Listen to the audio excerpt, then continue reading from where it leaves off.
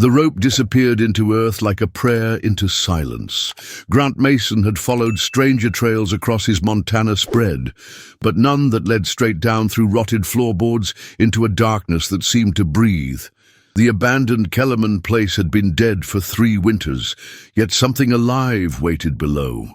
When her voice drifted up through the cellar opening, not a scream, not a sob, but a whisper thin as morning frost, he knew the prairie had been keeping secrets.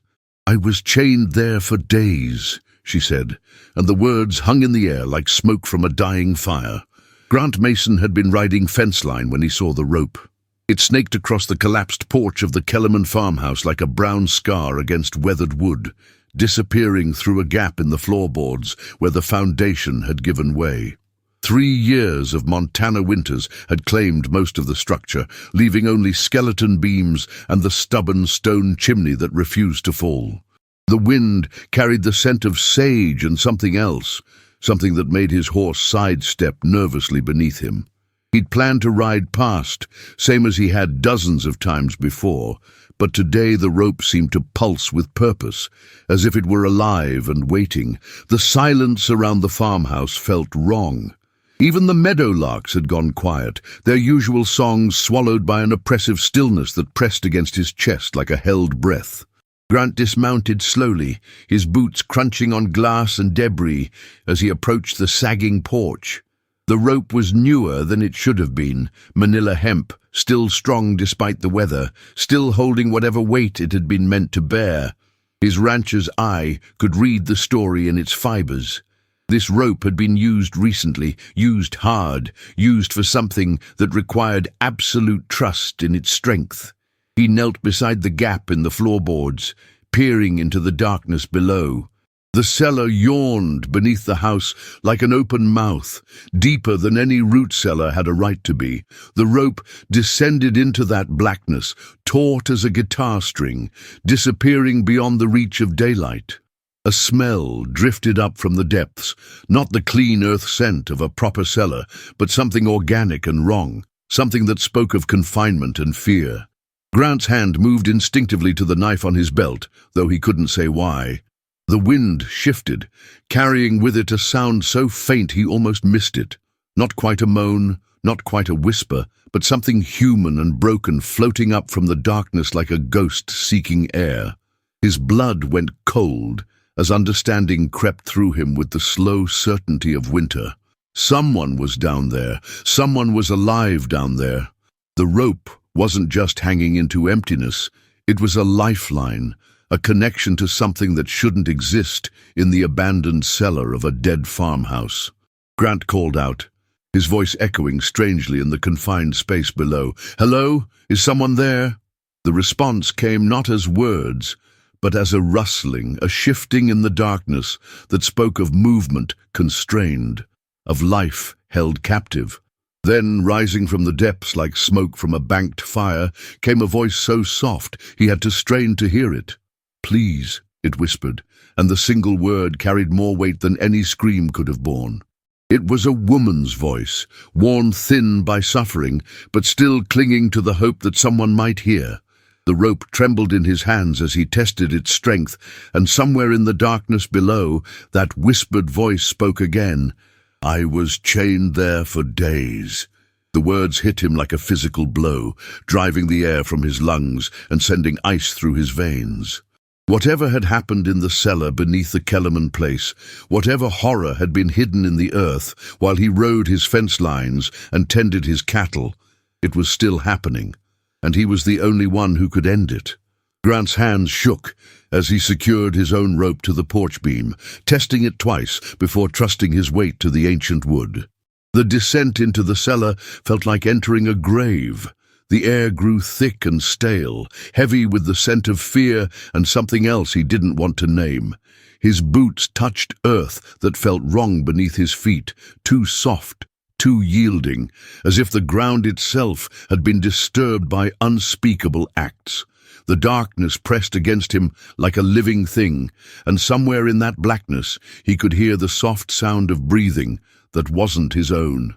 His eyes adjusted slowly, revealing the rough stone walls of what had once been a proper root cellar, but had been transformed into something else entirely. Chains hung from iron rings driven deep into the stone, their metal surfaces worn smooth by use.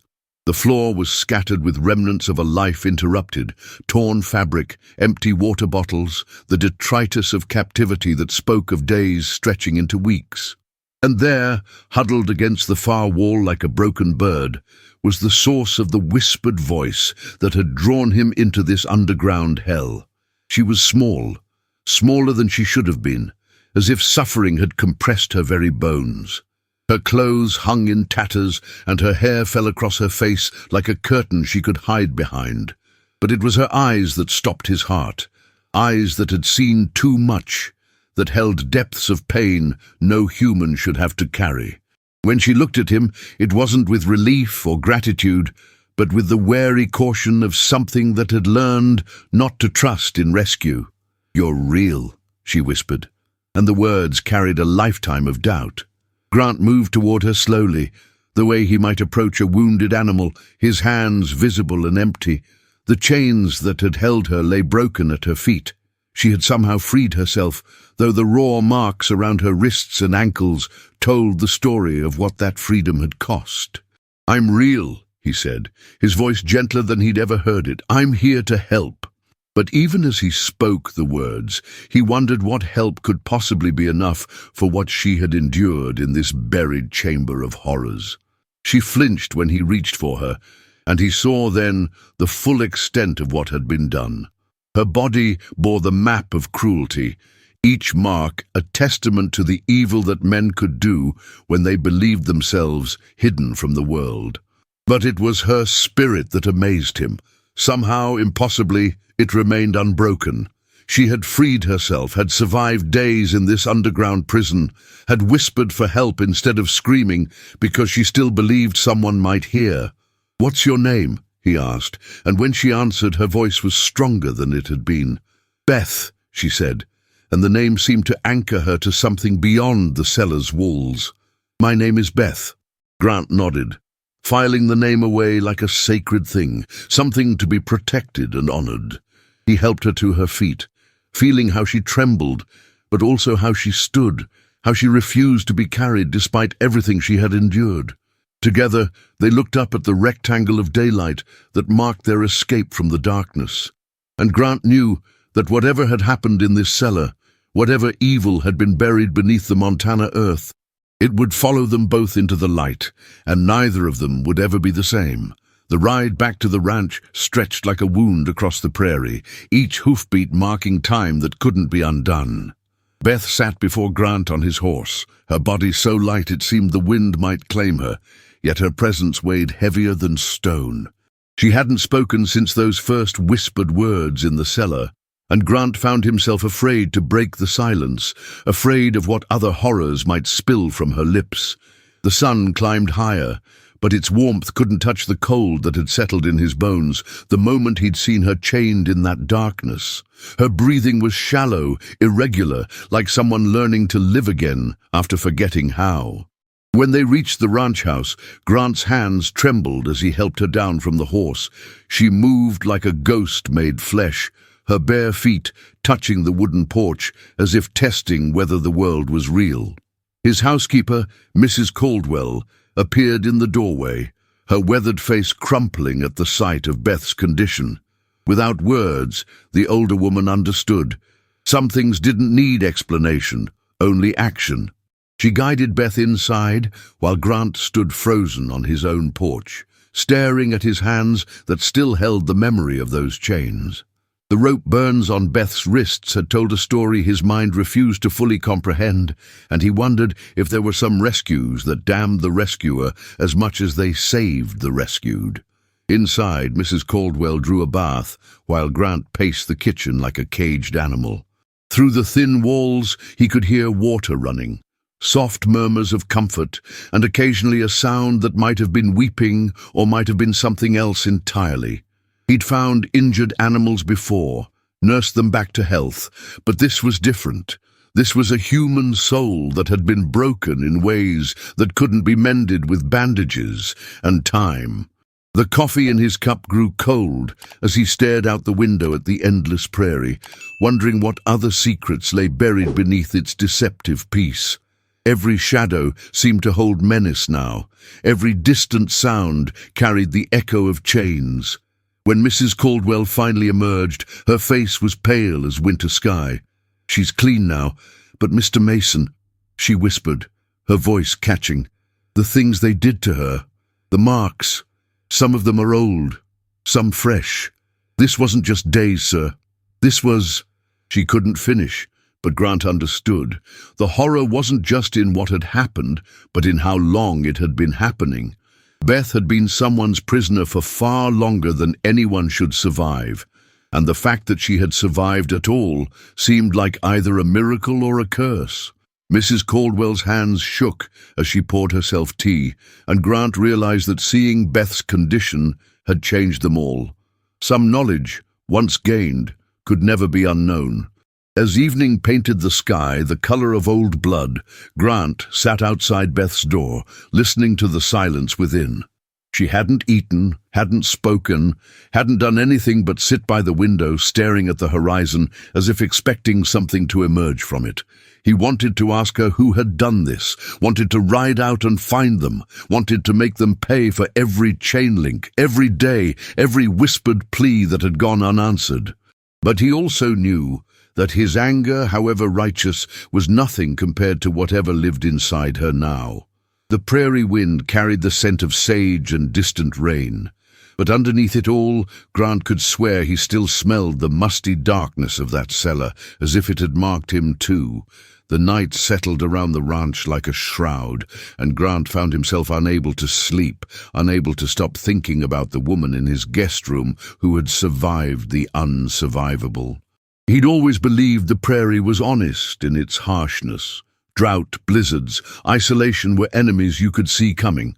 But Beth's presence had revealed a different kind of darkness, one that hid in plain sight, one that turned human beings into monsters and left survivors like ghosts haunting the edges of the living world.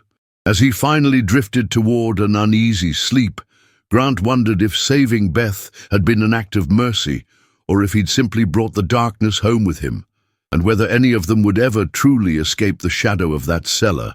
3 days passed like seasons, each one bringing small changes that felt monumental in their fragility. Beth began to eat, tiny bites of bread, sips of broth, as if her body had forgotten how to accept nourishment. Grant watched from doorways, never approaching too quickly, never speaking too loudly, learning the careful dance of existing around someone whose trust had been shattered so completely that even kindness felt like a threat. Mrs. Caldwell had become Beth's gentle guardian, the only one who could approach without causing her to flinch, and Grant found himself grateful for the older woman's intuitive understanding of trauma. The ranch continued its rhythms around this new, delicate presence, but everything felt different now, as if Beth's survival had shifted the very foundation of what Grant thought he knew about the world. On the 4th morning, Beth spoke. Not the whispered fragments from the cellar, but actual words, clear and devastating in their simplicity. They said, "No one would look for me," she told Mrs. Caldwell over breakfast, her voice carrying the weight of absolute belief. "They said I was nothing, that I'd always been nothing, that the world had already forgotten I existed." Grant, listening from the kitchen, felt something break inside his chest, not just at her words, but at the way she said them, as if they were facts she'd accepted rather than lies she'd been told. The casual cruelty of it, the systematic destruction of a human being's sense of worth, made him understand that whoever had done this hadn't just imprisoned her body, they'd tried to erase her soul. That afternoon, Grant found Beth standing in the barn, staring at his horses with an expression he couldn't read. She'd dressed in clothes Mrs. Caldwell had found, a simple dress that hung loose on her too thin frame, and for the first time since he'd found her, she looked almost like a woman instead of a ghost. "I used to have a horse," she said without looking at him, her voice carrying across the hay-scented air. "A mare named Stella. She was brown with white markings, and she used to nicker when she saw me coming. The past tense hit Grant like a physical blow, and he realized that Beth wasn't just mourning her captivity. She was mourning an entire life that had been stolen from her, piece by piece, until nothing remained but the shell of who she used to be. As the sun began its descent toward the horizon, Beth told him more. Not the details of her captivity, those remained locked away, too terrible for daylight, but fragments of who she'd been before. A school teacher in a small town called Millfield, a woman who'd loved books and children's laughter and the way morning light looked through classroom windows, someone who'd believed in goodness, in the fundamental decency of people, in the possibility of happy endings. Grant listened to these fragments like a man trying to piece together a shattered mirror, understanding that each memory she shared was an act of incredible courage, a refusal to let her captors have the final word about who she was. But he also heard what she didn't say, the careful way she spoke of her past life as if it belonged to someone else, someone who had died in that cellar and could never be resurrected. The evening brought unexpected visitors, Sheriff Coleman and his deputy, drawn by reports of the abandoned farmhouse and Grant's discovery. They sat in his parlor, their badges catching lamplight, asking careful questions about what he'd found and where. Beth had retreated to her room at the first sound of horses approaching, and Grant found himself protective in ways that surprised him. "She's not ready for questions," he told them firmly, watching the sheriff's weathered face for understanding. "Whatever happened to her, whoever did it, she needs time before she can face that." The lawmen nodded, but Grant could see the frustration in their eyes, the professional need for answers warring with human decency, and he wondered how many other victims had been lost in that space between justice and healing. After the sheriff left, Grant sat alone on his porch, watching stars emerge in the vast Montana sky. The prairie stretched endlessly in all directions, beautiful and terrible in its isolation, and he thought about how easy it would be for someone to disappear out here, to be swallowed by the darkness and never found. Beth had been lucky, if luck was the right word for surviving hell, but how many others hadn't been? How many secrets lay buried beneath the innocent-looking earth? How many voices had been silenced before they could whisper for help? The weight of these questions settled on his shoulders like snow, and Grant realized that finding Beth had changed more than just her life. It had opened his eyes to shadows he'd never wanted to see, and there would be no going back to the comfortable ignorance of before. 2 weeks had passed since Grant pulled Beth from that underground tomb, and the woman who now sat reading by his fireplace bore little resemblance to the broken creature he'd found. Her hair had regained some of its luster, her cheeks held a hint of color, and most remarkably, she'd begun to smile, tentative, fragile expressions that appeared and vanished like wildflowers in a harsh wind. But Grant had learned to read the signs that others missed. The way she positioned herself near exits, how her hands still bore the unconscious habit of testing for restraints, the careful distance she maintained from any man, even him. Healing, he discovered, wasn't a destination, but a daily choice, and Beth made that choice each morning with a courage that humbled him more than any act of physical bravery he'd ever witnessed. The breakthrough came on a Tuesday evening when Beth found Grant mending fence in the north pasture.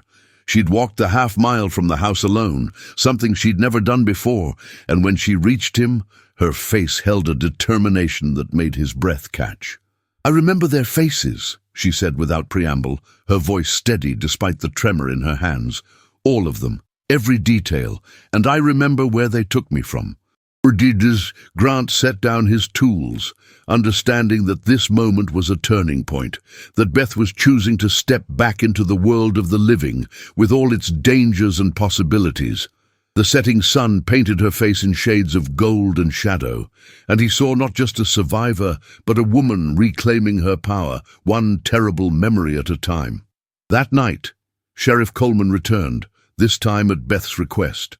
She sat across from him, at Grant's kitchen table, her hands wrapped around a cup of coffee that had long since grown cold, and told her story with a clarity that was both heartbreaking and inspiring. She'd been taken from outside the schoolhouse in Millfield, grabbed by men who'd been watching her for weeks, learning her routines, waiting for the perfect moment. They'd kept her in that cellar for 3 months, moving her only when they thought someone might be getting close to finding their hiding place.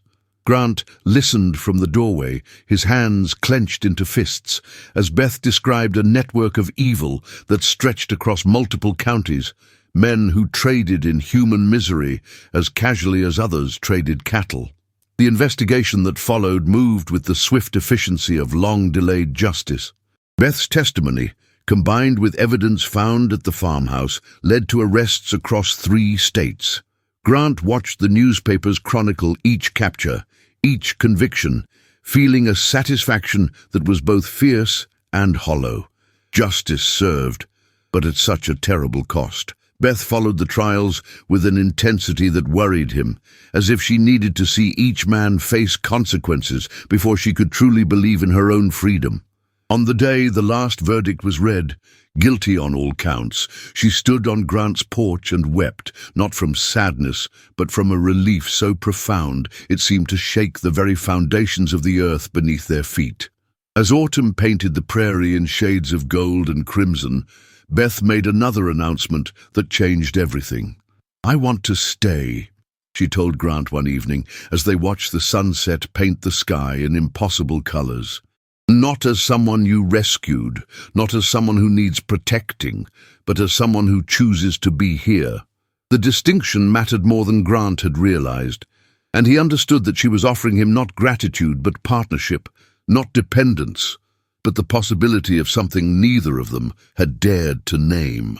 The prairie wind carried the scent of coming winter, but for the first time since he'd found her, Grant felt warmth spreading through his chest, the promise of a future neither of them had expected to find. The first snow fell on a November morning, blanketing the ranch in pristine white that made everything look new and possible. Grant found Beth in the barn, brushing down the mare she'd claimed as her own, not a replacement for the horse she'd lost, but a new beginning built on the foundation of survival and choice. "Do you ever wonder," she asked without looking up from her work, "if we're meant to find each other in our darkest moments so we can help each other find the light?" Grant considered her words, thinking about the chain of events that had led him to that abandoned farmhouse, to the sound of her whispered plea, to this moment of quiet contentment in a world that had revealed both its capacity for evil and its endless potential for grace. Some rescues, he realized, saved both the found and the finder, and some love stories began not with passion, but with the simple, revolutionary act of refusing to let darkness have the final word.